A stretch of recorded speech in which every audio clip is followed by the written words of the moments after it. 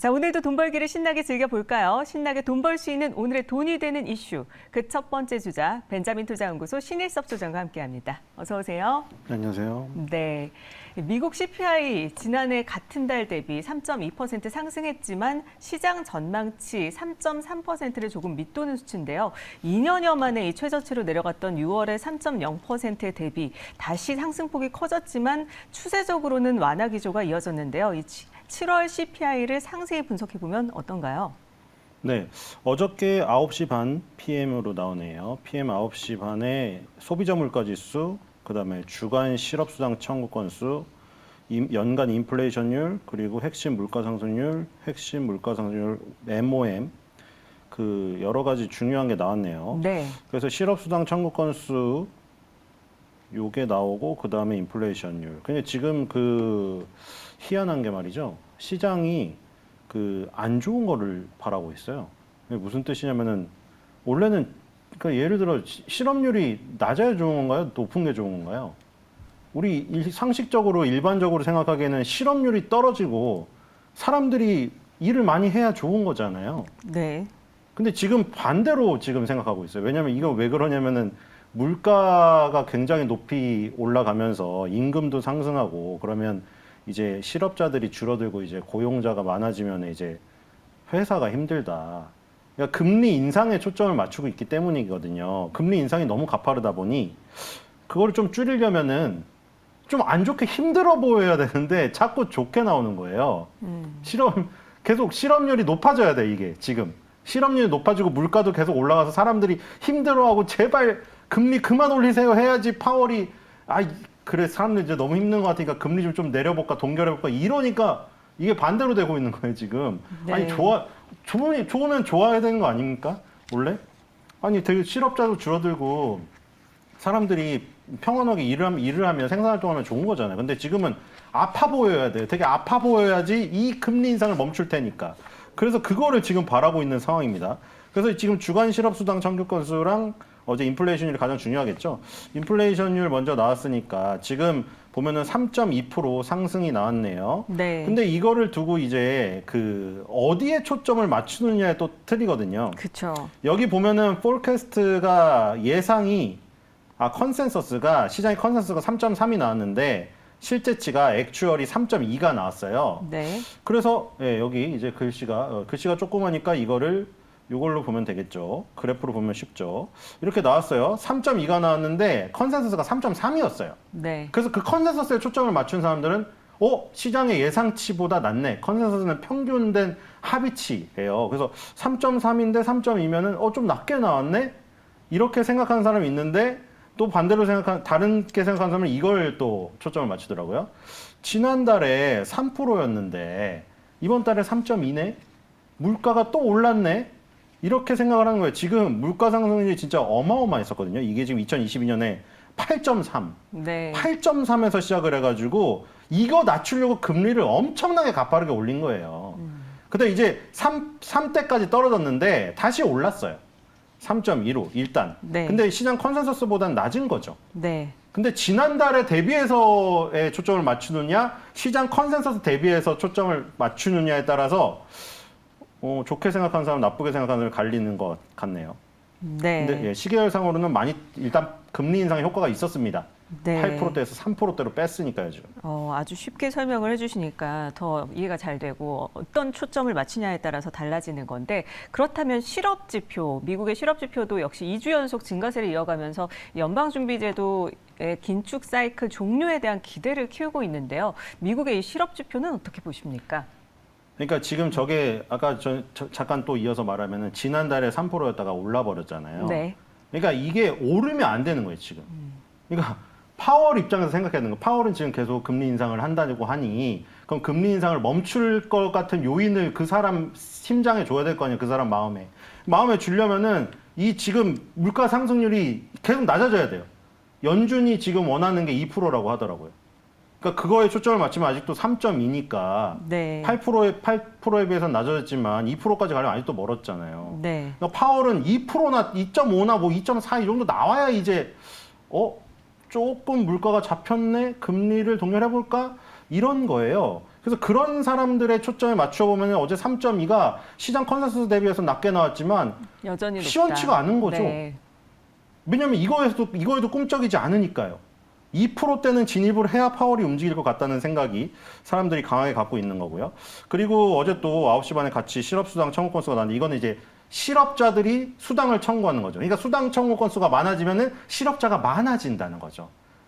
원래는 안 좋은 건데, 원래는 안 좋은 거잖아요. 실업수당 청구 건수를 안 하고 빨리 일을 많이 하고 있어야 되잖아요. 근데 지금은 이게 많이 나와야 좋아요. 왠지 아시죠? 실업자가 많고 물가가 너무 오르고 힘들어요. 파월 제발 이제 금리 좀 그만 올려줘 이래야 되니까. 그래서 그런 거에 비추면은 일단 늘었다. 늘어서 좋다. 그 좋다고 해석을 해야 돼요. 이게 지금 예상치가 이건 컨센서스가 230K였네요. 실제가 248K가 나왔네요. 이거는 좋아요. 왜냐면 지금 계속 힘들어해야 되거든요. 지금 이것도 그러면은 1년치를 보면은 이렇게 되어 있거든요.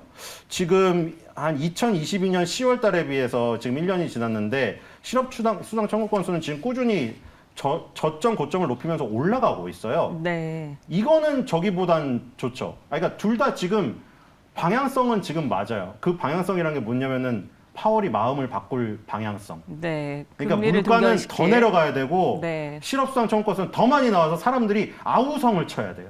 저희 너무 힘들어요. 취업을 못 하겠어요. 물가도 너무 취업도 안 돼서 돈이 없는데 밥 사 먹을 물가는 너무 세요. 제발 멈춰주세요. 네. 이래야 돼요. 근데 네. 지금 그거에 모자른 거죠. 실업수당 청구 건수는 2023년도 이게 지지난달쯤인가요? 고점이 260K가 넘었었는데 네. 지금 그 부분에 못 미치고 있죠. 그러니까 이게 아예 고점을 돌파시켜 버려야 돼요. 전고점을 돌파시켜서 팡 치서 올라가지고 파월이 실업수당 청구 건수가 뭐 폭발적으로 드네 이거 사람들 좀 힘든가 보네 하면서 이제 동결해볼까?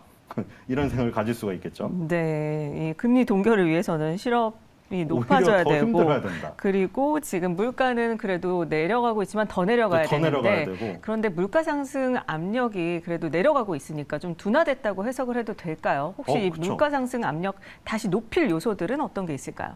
일단 딱 보면은 일단 그쵸 1년의 시계열을 보면은 확실히 잡혔죠. 8, 7, 6, 5, 4 순서대로 내려가서 이제 3까지 온 거예요.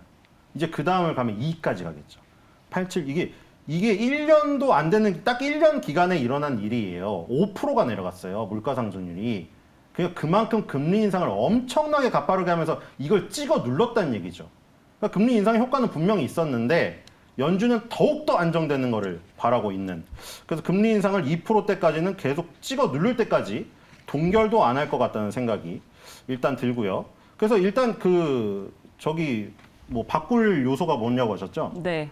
그러니까 이게 더 저기가 나와야죠, 이제. 더 높일 요소가 있는지 이거를 더 높일 요소요? 혹시 물가 상승이 물가 상승이 더 높아질 요소요? 네. 근데 안 좋은 요소들이 지금으로서는 혹시 그쵸. 있는지. 금리를 워낙에 단단히 잡고 있기 때문에 그쵸. 확 튈 것 같지는 않습니다. 뭐 유가가 오르는 거나 뭐 이런 부분이 조금 영향을 미칠 수 있으나 유가도 보면은 사우디가 미국 말을 안 듣고 감산을 해도 그쵸? 전략 비축률을 방출해가지고 그걸 커버를 쳐버리니까 확 안 오르고 있어요. 네. 물론 전략 비축률 방출을 이제 조금 멈추고 그 전쟁에 써야 되는 기름이잖아 원래. 근데 그걸 막 풀어버렸거든요. 근데 그것 좀 멈추고 이제 경기가 회복이 되면서 수요에 의해서 올라갈 수는 있는데 지금 경기 회복이 돼서 수요에 올라가는 것은 조금 중장기적인 부분이라 일단 단기적으로 영향을 크게 미칠 것 같지는 않네요. 네, 이 시카고 상품거래소 패드워치에 따르면 연방준비위원회가 금리를 동결할 가능성을 90%가량으로 봤는데 어떻게 보시는지, 그리고 연준 인사는 오히려 여전히 매파적인 발언을 했는데 어떻게 해석을 좀 해봐야 될까요? 네, 그분들 약간 어벤져스 같은 느낌 들 것 같아요. 맨날 모여가지고 하잖아요. 그럼 자기 의결권이 상당히 강하니까 네. 그 인터뷰도 다 각기 다르게 나오더라고요. 얼굴도 보니까 다 섞여 있더라고. 인종도 백인종, 흑인종 다 틀리더라고요. 근데 다 말이 다르더라고요. 어떤 극단적인 분은 이제 금리 인하를 지금 벌써 뭐 내년도에는 그런 얘기가 있고 또 어떤 총재분은 금리 인하는 아주 먼 얘기다. 이렇게 지금 얘기하는 사람이 있거든요. 그래서 지금 같은 경우에는 완전히 갈리고 있는데 일단은 그게 제일 중요한 것 같아요. 물가 상승률이 2%를 목표로 하면서 2%에 달성될 때까지 안정될 때까지는 금리 인상을 계속 하겠다. 이 부분이 좀 목소리가 더 강한 것 같아요. 금리 인하 그거는 마이너리티 리포트 있죠. 소수 의견. 어차피 다수결이기 때문에 소수 의견은 있으나 지금은 뭐 금리 동결 밑으로 내려가서 금리 인하가 나올 가능성은 거의 제로가 아닌가. 나와봐야 금리 동결. 근데 지금 파월이 계속 말하고 있는 걸로 봐서는 아직도 인상을 지금 조금 더 확률을 높이고 있는 게 아닌가. 2자를 일단 찍어야 될 것 같아요. 2.9나 2.8이라도 일단 나와야 그때서야 동결 얘기라도 할 수가 있을 것 같아요. 네, 이 CPI 하회했는데도 불구하고 미국 증시가 생각보다 큰 반등이 안 나왔습니다. 이유가 뭘까요? 일단은 그 필라델피아 반도체 지수가 꺾여서 좀 그런 것 같아요. 지금 왜냐면 4대 지수 중에서 가장 강했던 게 필라델피아 반도체 지수거든요. 근데 필라델피아 반도체 지수가 지금 엔비디아를 기점으로 해서 일단 이격이 너무 벌어져서 꺾였기 때문에 지금 찍고 계시죠? 네. 여기서 볼게요. 필라델피아 반도체 지수가 4대 지수 중에 제일 세거든요. 예를 들어서 월봉으로 보면은 다우는 요런 정도고 네. 나스닥은 요런 정도고 S&P 500은 요런 정도인데 필라델피아 반도체 지수는 거의 고점을 갔었단 말이에요. 근데 이제 고점에 대한 부담 그리고 엔비디아도 차트가 이거랑 거의 똑같아요. 그래서 여기서 꺾이는 부분이 있었기 때문에 주도하던 그 기술주 특히나 반도체주 주식들이 엔비디아를 기점으로 필라델피아 반도체 지수와 함께 꺾였기 때문에 이런 부분에서 조금 시장의 그 중심을 잃지 않았나. 하지만 강한 거는 엄청 강했습니다. 예를 들어 지금 제약바이오 쪽에서 일라이릴리아 노보노디스크라는 그 회사의 주가는 정말 하루에 17, 18%가 폭등을 했거든요. 네. 그래서 이거 개별적으로는 굉장히 강했다. 근데 단지 반도체주가 조금 이격 조정을 했다. 이 정도인 것 같아요. 네. 자, 그리고 화장품 얘기를 좀 해보겠습니다. 오늘장이 화장품 OEM, ODM 테마주가 강세를 보이고 있는데요. 중국이 단체 관광을 허용한 것에 대한 기대감이라고 할 수 있을까요? 이 한국행 단체 관광은 6년여 만에 자유화되는 건데요. 화장품 업종이 좀 수혜를 볼 수 있을까요? 일단 이 뭐 차별화가 크겠다. 이런 말은 할 수가 있겠습니다. 지금 그러니까 중국 관광객이 들어와서 화장품이 효과가 크려면 물론 대형주냐 중소형주냐의 그 차이도 있겠지만 아모레퍼시픽이나 LG생활건강이 가장 크게 뛰어야 되거든요. 네. 근데 화장품주 중에서 아모레퍼시픽이나 LG생활건강이 가장 강하게 뛰지 않고 있고 에이블 CNC 같은 가두 매장 하는 애들이나 코스맥스 같은 OEM, ODM 업체가 더 강하게 오르고 있어요. 네. 그리고 중국에 관련된 거는 오히려 저쪽이 더 오르고 있죠. 호텔신라 같은 면세점 업체라던가 지금 저기 항공주나 이런 여행주 하나투어 같은 이쪽이 더 많이 오르고 있죠. 그 화장품에서 왜 차이가 날까? 아모레퍼시픽, LG생활건강은 일단 덩치가 커요. 조직도 엄청나게 많고요. 온라인 전환이 늦었고요. 그래가지고 중국 비중이 높다 보니까 지금 뭐 중국이 열린다고 해서 다 같이 오르는 부분만큼은 오르지만 초과 상승은 안 나오고 있어요.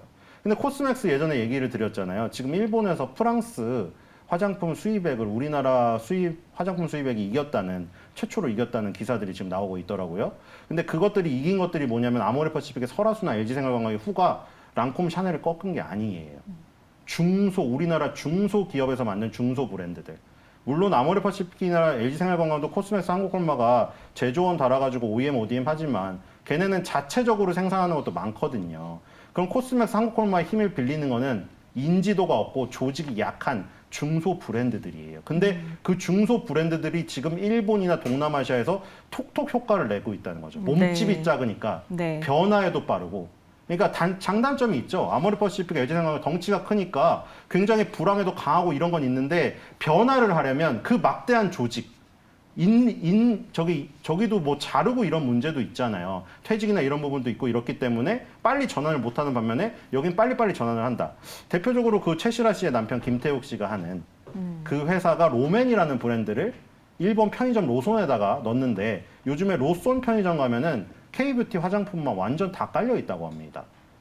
그러니까 편의점이라던가 우리나라로 따지면 그 올리브영 같은 H&B 채널 있죠. 그쪽으로 중소 브랜드들이 아주 약진을 해서 일본 수입액이 굉장히 엄청나게 성장을 하면서 프랑스 수입액을 이겼다. 근데 그 뒤엔 누가 있느냐? 코스맥스, 한국콜마 같은 OEM, ODM. 근데 OEM으로 하던 거를 대부분 ODM으로 올라선다. 그게 무슨 차이냐면은 OEM은 단순 생산만 하는 이콰이프먼트잖아요. ODM은 디벨롭먼트가 있어서 디자인하고 개발을 같이 해요. 그럼 디자인하고 개발에 참여한 만큼 내 몫을 더 달라고 해야 될 거 아니에요. 그러니까 마진율이 높죠. 그러니까 단순 OEM이 아니라 ODM으로 중소 브랜드들은 그런 조직 자체도 약하니까요. 연구 조직이. 그런 거를 코스맥스 한국콜마가 다 해주는 거예요. 거기까지. 단계를 더 해주니까 돈을 더 많이 받는 거죠. 그래서 코스맥스 한국콜마는 지금 더 노다지가 났다. 지금 이런 상황으로 보시면 되고 아모레퍼시픽, LG생활건강도 오르긴 오르는데 그 폭 자체가 이 지금 이런 OEM, ODM 업체라던가 가두 매장 업체들보다 낮다. 네, 알겠습니다. 화장품 OEM, ODM이 훨씬 더 그러면 전망이 있다고 봐야 되나요? 네, 지금 뭐 저번에도 말씀드렸는데 코스맥스가 일단 탑픽이죠. 네. 네. 알겠습니다. 자, 지금까지 돈이 되는 이슈 벤자민 투자연구소 신일섬 소장과 함께 자세히 살펴봤습니다. 오늘 말씀 고맙습니다.